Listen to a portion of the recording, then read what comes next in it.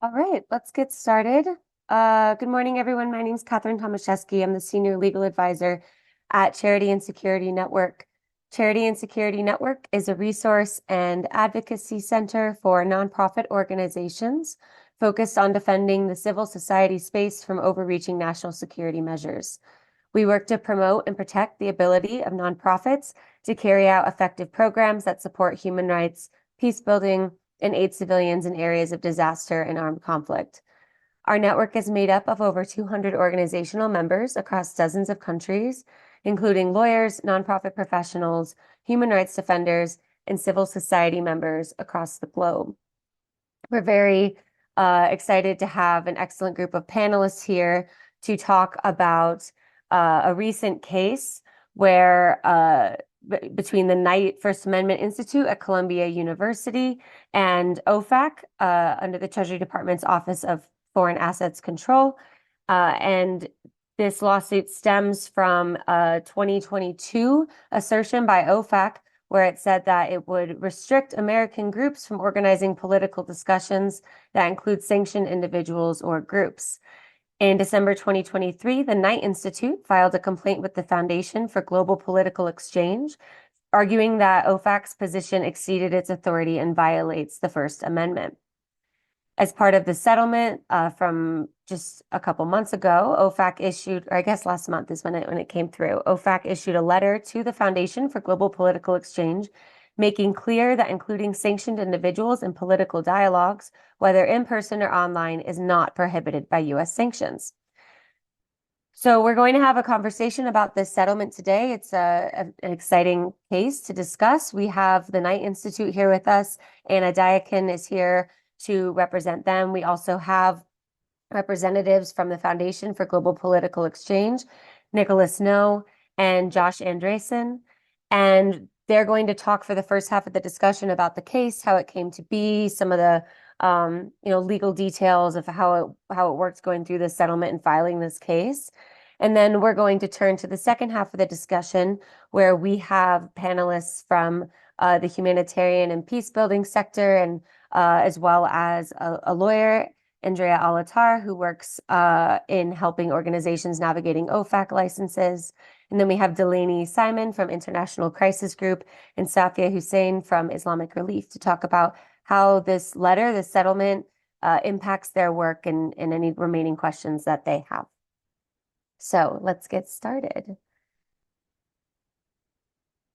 I'm going to start with Nicholas. If you could please kind of kick us off, give some background about the exchange and what you do and what, the circumstances that led to this suit. Sure. Thanks a lot, Catherine, and thanks to Charity and Security for bringing this together.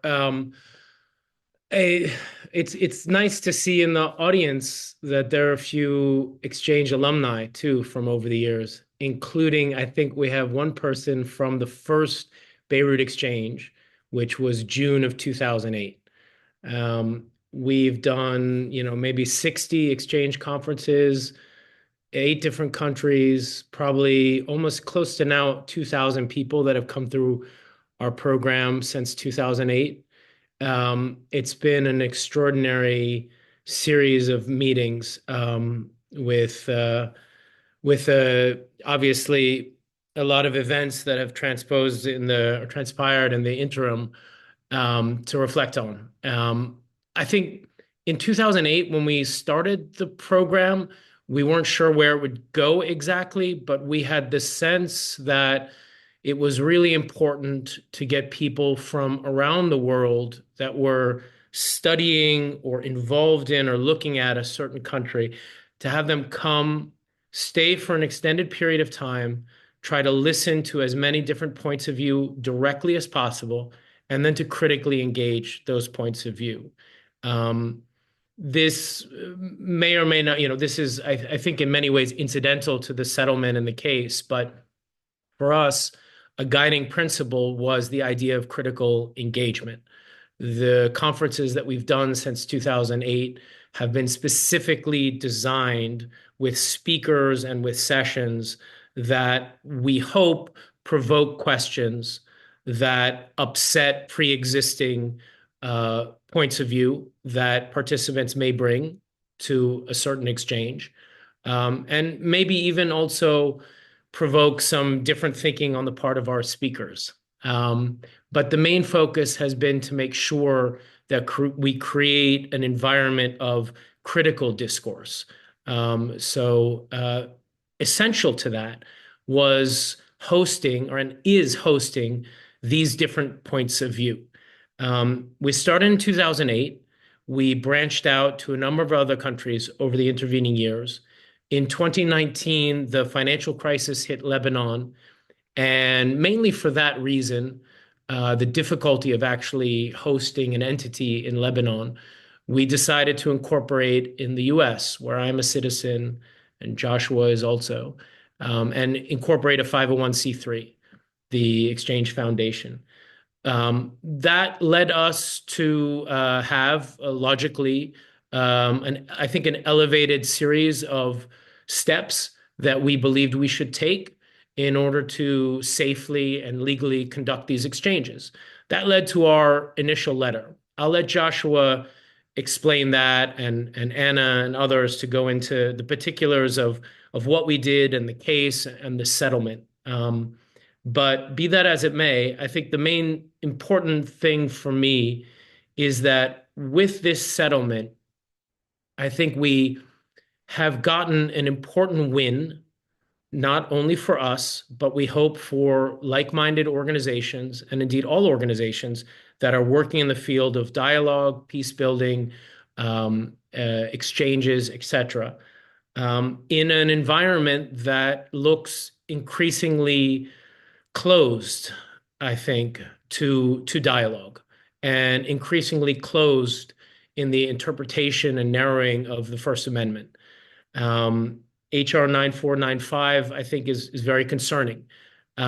This settlement, I hope, provides one anchor that the wider community of organizations can use to try to push back what I think, and what I think we think, was a real overreach of executive power, a real abridgment of the First Amendment, but then more globally, a really deeply problematic suppression of dialogue and of listening and critical engagement between points of view and forces that vehemently and sometimes violently disagree with one another.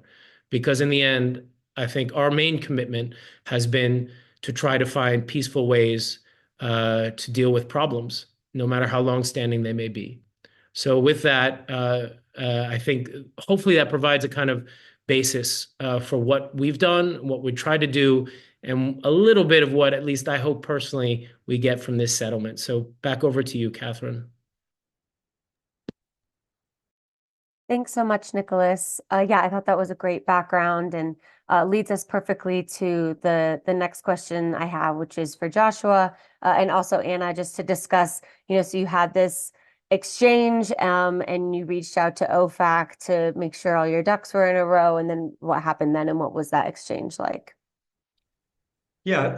Thanks so much, Catherine. So, one of the things that Nick didn't mention is that in the years leading up to 2022, when we applied for which was what was really interpretive guidance to OFAC, a number of events had occurred that gave us pause. I mean, one of them was a very significant enforcement action against the American University of Beirut that sort of had a material support angle to it. And another, which was more directly concerning for us, was the takedown of conferences on Zoom that included, or was alleged to include, people designated by OFAC, by the US Treasury. So while our Beirut exchange is ordinarily in person, particularly over the COVID years, all of our exchanges went online. So we had a real concern whether or not we could conduct our exchanges. Or we had fear that an online platform may hesitate to host us.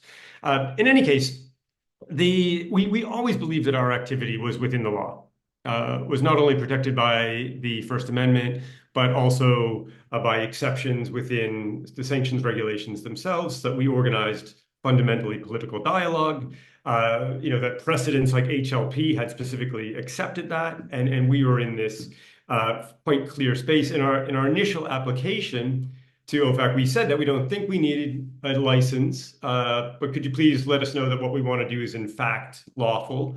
Amongst 30 odd speakers, there were 5 who were designated. 1 under terrorism, 1 under Lebanon sanctions for undermining rule of law, and 1 under global Magnitsky for corruption. 2 others who were not themselves sanctioned, but were known to be members of Hezbollah. So members of a designated organization. So we wrote the letter with those 5 people in mind, saying, look, we don't think we need a license, but could you please let us know that we don't? And in the alternative, if you do think we need a license, could you please give us one? We emphasize that this is, what we do is we organize political dialogue. No information is created for these dialogues. So that was to stay within OFAC's own rather narrow interpretation of Berman and what was then the recent precedent from the Griffith case, the Griffith judgment in the Southern District of New York that sort of emphasized information created for events could be outside the Berman Amendment exception. That nothing of value was given to or received from any designated speakers, and again, that even U.S. ambassadors had participated on our exchanges before. The letter we received was that including these block speakers, so then, by the way, I guess it's important to emphasize, 11 months later, we receive a rejection letter from OFAC in the interim where we were more or less left in limbo that says, including these block speakers in the conference, is the provision of a platform for them to speak and is thus considered a service by OFAC. So actually there's 2 prongs, both including them in the conference and providing them a platform is service, and thus it's prohibited by those 3 sanctions regimes, the terrorism, GLOMAG, and Lebanon sanctions.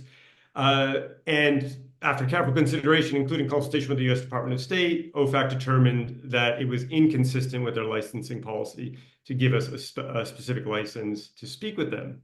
And I have to say, as someone who worked in Treasury, very closely with OFAC, I was fairly surprised by the rejection letter. It went way beyond where the court had gone in Humanitarian Law Project 12 years earlier, and the activity that we organized, political dialogue, seemed to be specifically accepted in that ruling.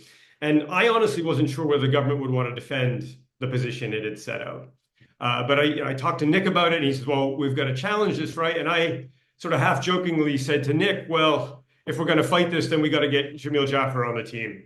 And through a lucky game or fortuitous game of laser tag at a kid's birthday party, we not only got Jamil, Alex, George, and Alexi, but also Anna on the case, and the whole Knight Institute team to really work together with us in a fantastic way and build a very strong lawsuit against the government that, as I think Anna will go through, ultimately they didn't want to stand behind. Yeah, I can just add to that a very fortuitous game of laser tag or a birthday party or whatever it was. I think from Knight's perspective, we had also been following the Zoom takedowns with a lot of concern, especially as during the pandemic, all sorts of, academic events, conferences, political dialogues were moving to Zoom. But when we were exploring those questions, we were thinking about it in terms of, well, is Zoom providing a service? Can what Zoom is doing be prohibited? And we weren't really as focused on the underlying activity, these basic conversations, which we thought, under HLP, even under HLP, should be allowed. So we sort of had this baseline assumption that, well, we're focusing on the tech platform. And then all of a sudden we get connected to Nick and Josh, and we have a situation where OFAC is clearly saying that even these underlying discussions would not be legal when they have, they're taking place in person, they include a designated individual or a member of a designated group. Even that is going too far in the eyes of the government. And like Josh, we were surprised to hear that the government had taken such an aggressive position.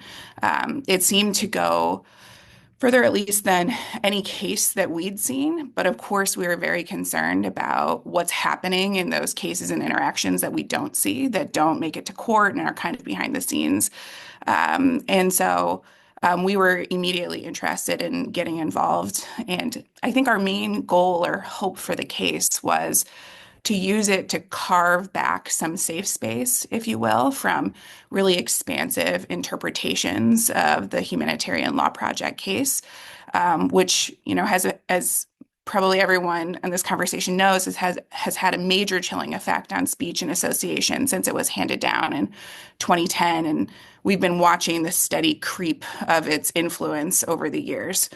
And we thought that the story that Nick and Josh were telling, the mission of their organization, was, both, very, very intuitive, very relatable, and very sort of foundational to what the First Amendment is meant to protect. And we thought it would be a good way to explain to the courts and explain to the public why such interaction is so important. At the same time, though, we were really mindful that, when you're litigating in the national security space, even cases that seem patently obvious from a First Amendment perspective, turn out not to be, and are decided in favor of the government nonetheless, just because of the outsized level of deference that courts afford to the government in those cases. And so we were really mindful when, teeing up the case and drafting the complaint of, how do we present this in a way that will be very understandable and seem very common sense almost in terms of First Amendment values, so that we aren't, inadvertently making things worse. So that was always something that was in the back of our minds. And so we set off strategizing about how to tee up the facts of the case. And one thing that I think really helped was personal stories from participants of past exchanges that we included in the complaint. We included stories from U.S. citizens, one who worked at an NGO, one who was a student, and another who was an independent political commentator. And they all brought these different perspectives of why such conversation and dialogue was so important for their work, for their understanding of the region, and their ability to sort of be contributors in this space, and thoughtful participants in, conversations of public interest. So I think that was really critical from a factual perspective. And then, of course, from the legal side, I think we decided to take two main approaches. And the first is just arguing that OFAC had exceeded its statutory and regulatory authority when prohibiting this activity. So saying, in the first place, they don't even have the ability to do this at all. They overstepped. They shouldn't have done this. And we had a couple arguments in that front, mainly the first being that, the government had said that the Exchange Foundation would be providing a service by merely inviting these people to speak. And we were saying, well, going back to the purpose of these regulations, the purpose of the statutes authorizing these regulations, that is not what they mean by a prohibited service. This is conversation. This is political dialogue. This is something totally different. And then we also relied on carve-outs in one of those main authorizing statutes, called IEPA, the International Emergency Economic Powers Act, which really helpfully for us explicitly says in the text that the law does not grant authority to prohibit personal communications or the importation or exportation of informational materials. And so for us, the Exchange Foundation was facilitating and engaging in dialogue and conversations. That seems expressly like the kind of conduct that Congress said that the executive could not regulate relying on that authority. And then finally, we said, even if the courts disagree with us on the statutory and regulatory front, then OFAC's conduct would have violated the Constitution, the First Amendment in particular, mainly because it denied the Exchange Foundation the opportunity to speak with, hear from, and associate with designated individuals, and also because they imposed a prior restraint on speech. It stopped the speech before it could even happen, stopped the flow of ideas before they could even see the light of day. And that's something that's, very offensive to First Amendment values at the first instance. Thank you both so much. I think that was a really excellent overview of the case and the legal decisions behind the case as well. Just a quick note to please feel free. We're getting some questions in the chat and the Q&A. Please continue to do so to our audience members, and we will have time at the end to answer questions. So please, if you have any questions, you can use the Q&A for that. And I want to go back to Josh and Nick, feel free to jump in, but can you talk a bit about what it was like organizationally for you to be going through this case? How did this impact your organization? A lot of times what we see is when we have organizations who are working on legal cases, it really can detract from the mission or it can impact funding. So what was that like for you as an organization? How did you manage to continue the important work that you're doing while also working on this case? Do you want me to jump in, Nick, or you want to? Yeah, I mean, let me just, in terms of impact, we're lucky in the sense that when these types of rulings and these types of actions for operational NGOs, for example, like that has a direct impact on people in need, right? When you're prohibited from delivering services. For us, what it resulted in was a more narrow exchange conference on several occasions, where we weren't able to hear from some really important different voices, who many of our speakers vehemently disagree with, maybe I personally disagree with, etc. So it really narrowed the scope of the experience and the learning opportunity that this conference was primarily focused on. That's problematic, for sure. But again, I think about more kind of operational NGOs and peace building organizations that are involved in mediation, which was my previous work for many years, where I could see that actually having a real, very immediate and negative material impact, right? So you can't talk to this person, you can't talk to this group, you can't get feedback on this peace agreement that's in the works, etc. So it was a bit more limited for us. We managed, but obviously not ideal. Josh, do you want to add anything? Yeah, I mean, it wasn't like we had to stop delivering aid to people in desperate need. But I don't want to underestimate the extent to which, we were suffering under government-imposed viewpoint discrimination, that, we could not get the full range of important views on countries like Lebanon or Yemen or Iran, where we had to alter our approach and narrow our approach in those exchanges, and thus leave out very influential and, like it or not, important voices in those regions or in those countries. So it also, I think the government didn't get this. I think the government was, well, so what? You can't see 4 or 5 people, or this person or that person. It's like, well, no. I mean, it really kind of undermines what we're trying to do, which is bring to bear, the full range of important viewpoints in a given jurisdiction. And I think it also put us at a disadvantage when we came to negotiate with the government as well, because we wanted to get back to the point where we could conduct our full range of operations, and not wait a very long time for that.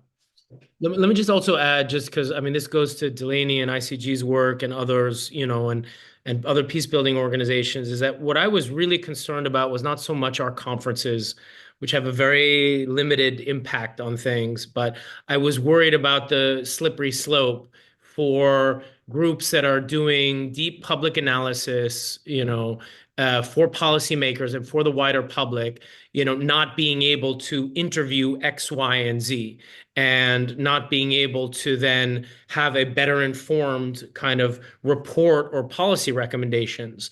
That was where I kind of saw this going, and then the next level was to journalists as well. So it became unclear to me from what the letter they sent us, why, if you interview Jolani now, for example, in Syria, who's a registered terrorist, and you put him on CNN, isn't that giving a platform to him? And seeing where that was going was a kind of wow moment, which way beyond our program. Thank you both. Yeah, I think just speaking from CSN, when we started speaking with all of you while you were in the midst of this case, what was most striking to me um, was that everybody was concerned not just about your own organization, but what impact does this have for other organizations operating in the same space you are or other spaces as well that have an impact on human rights work, peace building, et cetera, which is so important for all of us as a community to be considering too. Anna, just to wrap up this part of the discussion, could you speak to what you think is the most significant outcome of the case and what specific future impacts do you see this settlement having? Yeah, so I think the most significant impact is that it does get back that some of that breathing room that we wanted to claw back for organizations like Nick and Josh's. Um, the settlement agreement lays out several, a few different criteria for, in particular, that the government thought was particularly important in our case. And I think that can provide some guidance to other organizations who are curious about, how far does this settlement go? What kind of activity does it extend to? And I think what's important from that are a few things. So, one, OFAC made clear in that letter that um, including sanctioned speakers at these events and this political dialogue that the Exchange Foundation wanted to facilitate was not the sort of activity that OFAC sought to prohibit, including actions ordinarily incident to facilitating such an activity. So what exactly the government means by that, it's a little unclear and a little nebulous. So I see a question in the chat about, would this include serving food or coffee at such an event? Unfortunately, it's a little clear. I know the Exchange Foundation, as practice, does not provide that kind of food or coffee or that kind of thing. But at least there's a little bit of buffer space built in there. Also important from the settlement is it made clear that it could host these events either in person or online. And so that goes back to that initial Zoom question that Josh alluded to at the top of the conversation. Does it answer all questions in that space? No, for sure not. But it does provide some comfort and something for groups to point to if they seek to hold these kinds of events online. And I do think it leaves open, open several important questions, and I'm particularly interested in getting the panelists' view on the later panelists' view on those. Um, uh, Questions that our lawsuit just simply didn't tee up, in particular questions related to coordinated advocacy. Notably, the Exchange Foundation's events are not advocacy-related events, but we are seeing in the news a lot of questions and legal actions taken related to events that involve an advocacy purpose. And it also leaves questions open related to the interplay of OFAC sanctions and the material support laws, because we were solely suing Treasury and it was an action taken under OFAC sanctions. And so I think that's very gray area and an open question there. Josh, I don't know if you wanted to add anything to that. No, I guess the only other one that it leaves open is, we pressed on the process-related issues as well, and how long it takes to get a response from OFAC in these areas, and how long, organizations of various stripes, have to more or less suspend their activities until they hear, and you don't know on the front end, when that's going to take place. So, but that's something that we're going to continue to work on and revisit in the coming months as well. So. Great. Thank you all so much for all of these answers and this information. I think it kind of sets us up perfectly to segue into our next part of the conversation, which is going to be what's the impact of this case on humanitarian and peace building work? And I'd love to start by asking Delaney Simon, who's here from the International Crisis Group, to talk about the broader policy implications of this decision for conflict resolution and peacemaking efforts. What stood out to you about this case?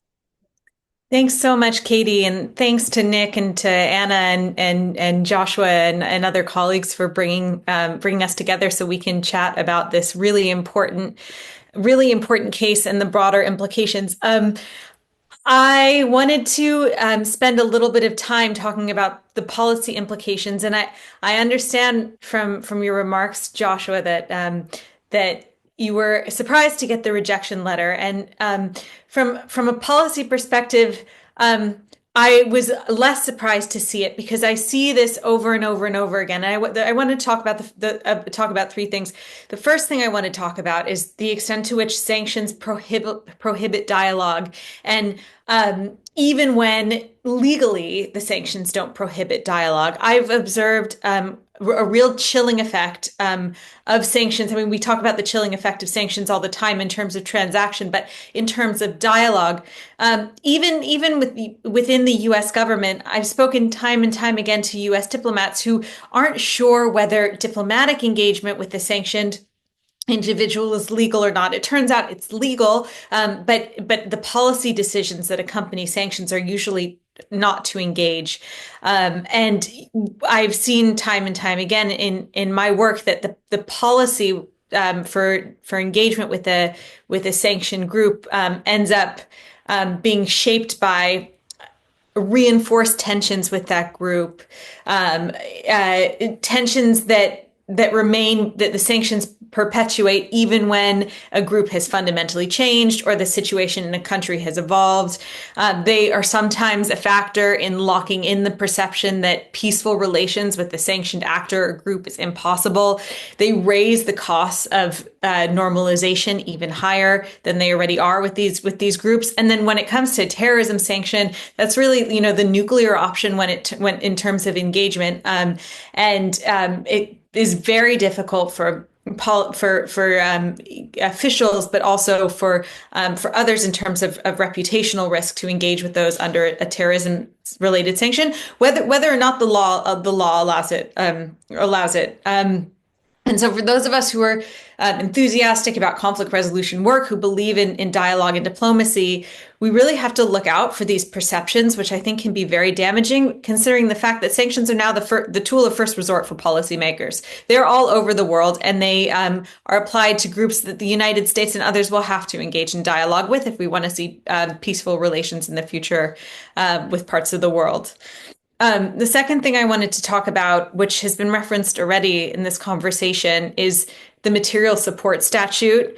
I see this as a real sticking point in this conversation because, as you know, the material support statute is very broad and it triggers severe penalties. And the case that we're talking about today was not a case that brought in the foreign terrorist organization designation, but that in particular has this really, really difficult effect because of the statute. And we spoke a little bit about this before, but a violation of the statute isn't just financial support; it's also training, advice, or assistance. And we're seeing this now. We're seeing it about to be a huge problem potentially in Syria because HTS, the group that now ostensibly controls most of Syria, is on the foreign terrorist organization list. And so let's say if a conflict resolution organization wanted to advise HTS about, let's say, peaceful pathways to governance or dialogue, it's likely that is not allowed under the material support statute, and violations are really heavily penalized. And so looking into some kind of legislative carve out for this, I think, is something that conflict resolution organizations should be really campaigning for and advocating for. And I know Charity and Security Network and others have been doing that.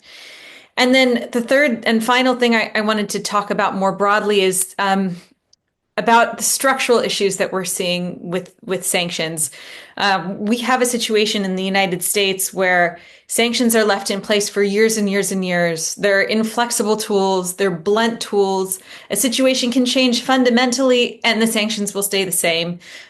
Syria is probably, unfortunately, going to be an example of that, where you have one of the most heavily sanctioned countries in the world. Most of those heavy sanctions were imposed because of the Assad regime and its atrocities. The Assad regime is now gone. Our policymakers saying, okay, that means that the sanctions are lifted. No, they're still saying, oh, let's wait and see. Maybe things will be different. And We see this over and over and over again, and it's a real problem when we talk about organizations like those on the call that are working for conflict resolution.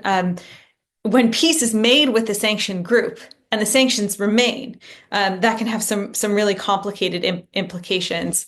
And so I'll leave with I'll end my remarks with a broad policy recommendation, which seems maybe obvious to the viewers here, but we really need a better system for defining the policy goals of sanctions, and lifting them when they're not working or adjusting them so they can work better. And I know that sounds obvious, but it doesn't happen. It really doesn't happen as much as it should. And I think to handle all the problems that we're talking about on this call, we can't lose sight of this basic broad policy fact. Well, thank you so much. Thanks, Delaney. Thanks so much for taking what we're talking about in this specific case and really placing it in this broader context of sanctions policies and some of the difficulties that arise even outside of, OFAC licensing and things like that. Andrea, I wanted to turn to you now as an attorney who helps organizations navigate OFAC licensing, and as someone who has previously worked at OFAC, what do you find significant about this settlement? And how will this case change how you counsel your clients when they're asking about OFAC licensing? Thank you, Catherine, and thank you to all the other speakers as well. First, I'd like to say that this was a very significant win, but what I found most significant about the case was how narrow OFAC was and its revocation of the previous denial letter. And part of that is because when OFAC receives a license application, they respond to the particular facts and circumstances in that license application. So OFAC was very careful, I think, to draft a tailored response that really limited what was authorized to this particular factual scenario. And some of the conditions were it's exchange of political dialogue, so there's no exchange of specialized training or assistance. The organization was organizing the exchanges on its own behalf and not on behalf of another organization or party. There were no financial transactions involved, and that there was no provision or receipt of any transportation, lodging, good, thing of value, or service. And so, that sort of leaves the question of, well, what would be ordinarily incident to organizing these conferences? I think maybe emails, setting up the date and the time, but giving coffee and water, perhaps not.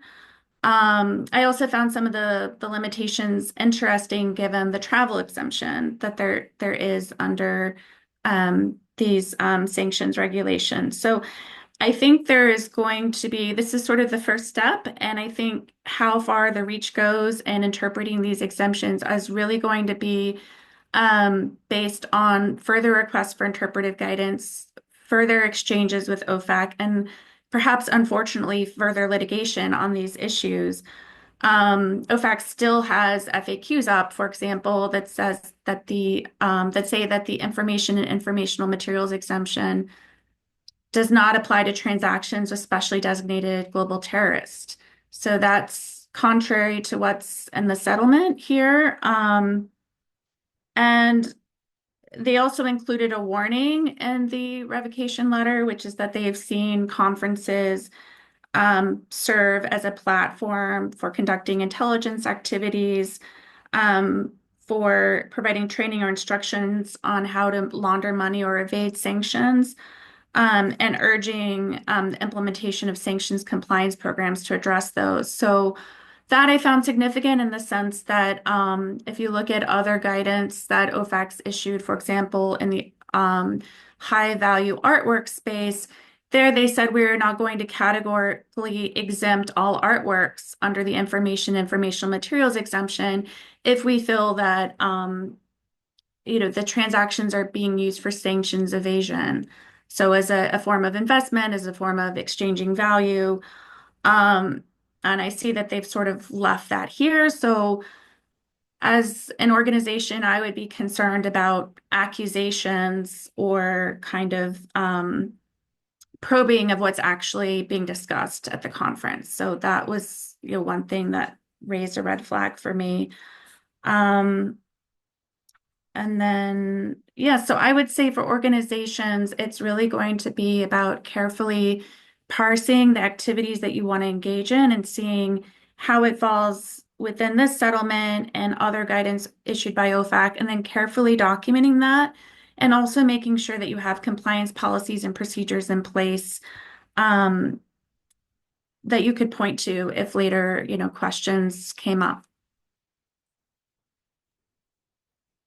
Thank you so much. I'm always amazed, Andrea, by all the specifics that you know under all of the different OFAC policies. And yeah, you're just such a wealth of knowledge. So thank you for sharing that with us and sharing concerns, for organizations going forward, practically what they can, be thinking about. And I think I personally have been in a lot of conversations. I know we had a question in the chat around HR 9495, and we'll get to that in the Q&A. But I think that the answer we always come back to in any of these settings is making sure that you have good due diligence and compliance policies in place in your organization, and that you are documenting what you're doing in the case of any sort of suit or concern of a violation.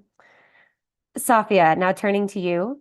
Can you talk about where in Islamic Relief's work you see this case having the most impact, and also any questions that you're left with from this settlement, or what you feel would be really missing from this letter that would assist you in your work? Yeah, I have so many questions, a lot of which were raised already. I guess just to provide a little bit of background about my organization. Islamic Relief USA is US 501(c)(3), and we fund humanitarian relief projects around the world in high-risk jurisdictions in particular. And one grant I can think of that is directly relevant to this ruling was actually an interfaith retreat that we've funded through an organization in different high-risk jurisdictions with the goal of sort of fostering peace and understanding across different faith communities, and also as a way to address local community needs. And so for that in particular, obviously, we had a lot of concerns about inviting guests who might have been associated with prohibited parties, or maybe they themselves were on the SDN list. And so we've been very particular with that grant about ensuring that we weren't associating with any group that could get us into trouble. Obviously, we're concerned about violation of the material support law in particular, but then, of course, HR 9495 is, hanging above us as well. So, in those types of projects, which are designed to really advance humanitarian relief in these underserved communities, it's really important for us to be able to engage with a lot of different parties. And so when we have, the material support law and OFAC sanctions limiting our work, it really limits the impact that we can have here. And so this ruling, this settlement gives us a little bit of relief, but there's still so many questions, whether or not we still have to be concerned about material support, because since we're not the implementing partner, we can advise, don't serve any food or drink, but at the same time, we're not there. And so, that is a concern as to whether or not, we would be able to avoid violations in the event that there were any parties there. So, yeah, so it is relevant to our work, and but we are fairly risk averse, and so our preference is just not to engage with any groups or individuals who could get us into trouble. But obviously, that limits the impact of our work as well.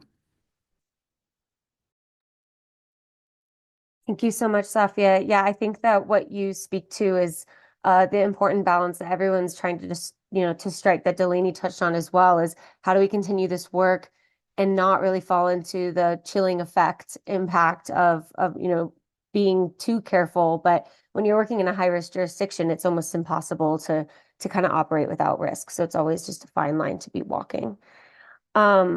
I think for now, I'm going to turn it into the Q&A session, and then panelists, please jump in if there's anything else that you feel that was missed in this Q&A. Before we do, I wanted to turn it over to Nancy Azar from the Carter Center, who is here as an attendee today. And I know she had put a question in the chat, but Nancy, we're going to see if we can, perfect, there you are, give you the mic to ask your question and speak to the Carter Center's experience with this and what you see the impact of this case having on some peace building operations. Hi, I don't know how I can turn on my camera. It's not working, but can you hear me at least? We can hear you. Yeah, I'm not Okay. sure if the camera function will work for the No webinar worries. platform. No worries. We had an interaction with the Knight Institute and the Foundation for Global Political Exchange when, they were about, to go on this lawsuit. And so we wanted to basically congratulate them on achieving that settlement with OFAC. It's very important for us in the peace building sector to get that kind of clarification from OFAC and the letter from OFAC. I think the Qatar Center has been struggling with that, given that we're a peace building organization. And it's always that, and we have a history, with the False Claims Act lawsuit, where the Zionist Advocacy Center accused us of providing material support, to terrorist groups when we included Hamas and Popular Front for the Liberation of Palestine in some of our conflict resolution meetings. So the question is, with the OFAC clarification today, how is that basically going to impact our organization in pursuing those peace building, meetings and conversations without, the 9495, the 2239B threatening our 501c status? So the big question is, yes, we got this clarification, but how do we navigate this whole material support issue when we are, as peace building organizations, talking to everyone? Thank you, Nancy. I'm going to throw in one more question here for panelists to consider, because I think that your question ties into a couple other questions that were asked in the chat. And that just largely surrounds the interaction between the material support statutes and the OFAC designations. And so if the panelists could touch on how the material support clause enters into this equation, how it, does it tie in? How is it different? Because these are two different, legal frameworks here that we're dealing with, but they do really tie into each other. And then also, I think that Andrea covered this, but we had a question about what kinds of activities would violate the law or the stipulation now as you understand it. So as you've, read this settlement and this letter, what for sure is still prohibited that we can let the attendees know? And I'll just open it up to whoever wants to hop in here first. I can just speak briefly because I mentioned already in my remarks, this material support statute continues to be a real issue and a real headache. And this doesn't affect crisis groups so much because we do mainly analysis, but I come from the world of conflict resolution, and it's very difficult to start diplomatic processes, peace processes, without third parties. It doesn't usually happen often. There are organizations like some on this call who I won't mention by name, but who have played really critical roles getting parties to the table. And it actually is very difficult. You can do what Nick and his colleagues did, where you say, no money, no transport, no payment, but it doesn't always work like that in the conflict resolution world. Sometimes you have to buy someone a cup of coffee. You have to advise them on potential negotiating strategies. So these are sort of the established steps of conflict resolution work. And the material support statute makes that. It makes most of those things illegal. And so what happens is U.S. organizations or folks that are linked to the U.S. end up steering clear of this kind of work, even though the material support statute can penalize non-U.S. citizens, even if the support that they provided happens outside of the United States. And so I will just repeat again that we really need a carve out for this. It would be so important because it really is a big hurdle for the kind of conflict resolution work that we're talking about here.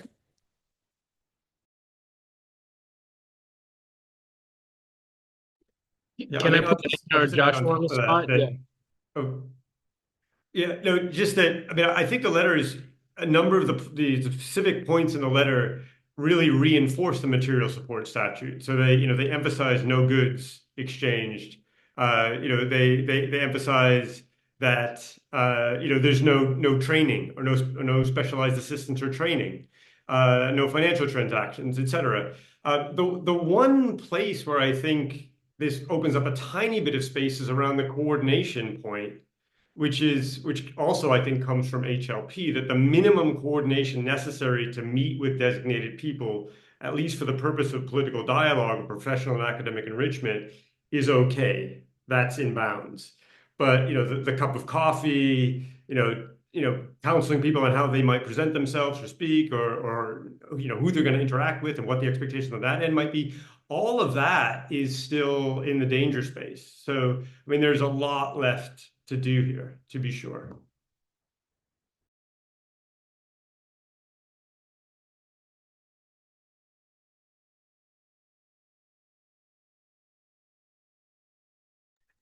Anna, did you have anything to add to that? Not to put you on the spot, but just.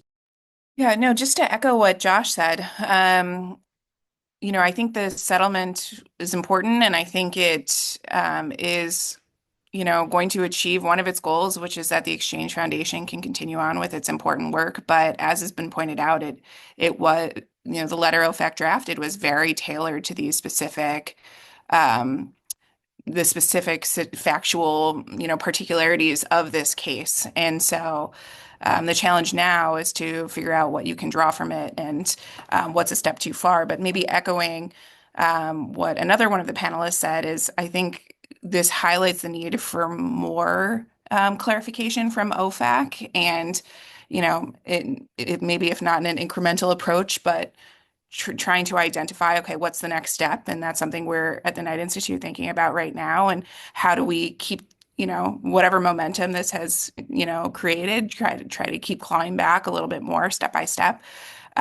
Because, especially when you layer the material support statute on top of it, there's a lot of uncertainty. And I think it's very reasonable for people to, like Safia was saying, to just say, it's not worth the risk to our organization to do this kind of work that doesn't exactly fit in here. So but I do think, what is heartening, at least, is, it was only a few weeks after we filed this lawsuit that Treasury reached out and says, okay, we want to talk settlement. So they weren't, doubling down and trying to, push this all the way to the Supreme Court to get the next scary decision. They saw that they went too far and then wanted to take corrective action. So at least there's some hope in that, I think. One thing I wanted to add, if I could just jump in, is that I'm skeptical that OFAC would issue any clarifying guidance when it comes to the interaction with the material support statute, just based on guidance they've provided in the past in terms of compliance with their other programs, sanctions programs. They have generally stayed away from, the material support statute. So unfortunately, I feel like we're not going to get any clarification. And DOJ, as far as I know, doesn't offer any either. Yeah, no, I think that's exactly right. I mean, it's not their statute, it's not their regulations. I mean, but what is interesting in this space is, of course, the December 22 car votes, which appear to exempt a lot of activity that would specifically contravene the material support statute. But that, of course, doesn't mean you're out of the woods with respect to the material support statute. You're out of the woods, if with anybody, then just with Treasury and OFAC. So that's I mean, they're not going to comment on that because it's not their statute to comment on. Just wanted to come in quickly on the licenses, because that actually is a major, huge development that many of us recognize. And I know folks on this call were calling for years, because the general licenses specifically mention conflict resolution and peace building work. So there's certainly intent. And my understanding is it came from very high levels in the US government to allow for these activities to go ahead. The problem is these sanctions laws are so complicated, and they stem from all of these different parts of the United States government. And so the Treasury can say things on the one hand, and the Department of Commerce can say things on the other, and state can say things on the other, and then some of it's statute, some of it's other congressional legislation. And it's very complicated to detangle these things. And at the end of the day, we're just left sort of trying to make sense of it all as the folks who are dealing with these issues day to day on the ground. I think just one thing to add is when I was referencing clarification, I meant less on the interplay between the material support law, because I think you're absolutely right. It's not their playground, so to speak. That said, I think what we saw when in their letter is they were drawing very heavily on material support interpretations and case law and things like that, and deciding what their own definition of service was. And I think there is still value in the intra-OFAC sanction space for more clarification of how they interpret their sanctions authority in particular, especially as you've seen, in the news lately, creative ways that new administrations might want to use IEPA to carry out some of their foreign policy goals. And so more clarification about how the agency itself believes IEPA authorizes or does not authorize the activity that groups want to engage in, or the actions that the agency wants to take. Thank you all so much. I want to respect everybody's time, and we just hit 9 o'clock. I know we didn't get to all of the questions in the Q&A. Particularly, there were some questions about how this impacts organizations outside of the US or how this compares to European regulations. So to those folks, please feel free to reach out to CSN, and we'll try our best to reach out to our panelists and answer those questions for you the best we can. But for now, thank you so much to all of our brilliant panelists and all the work that you do. And thank you to everybody for attending. And yeah, please reach out with any questions, and looking forward to more on this, and hopefully, like Anna said, doing more that we can to make space for humanitarian work, political dialogue, peace building in the future.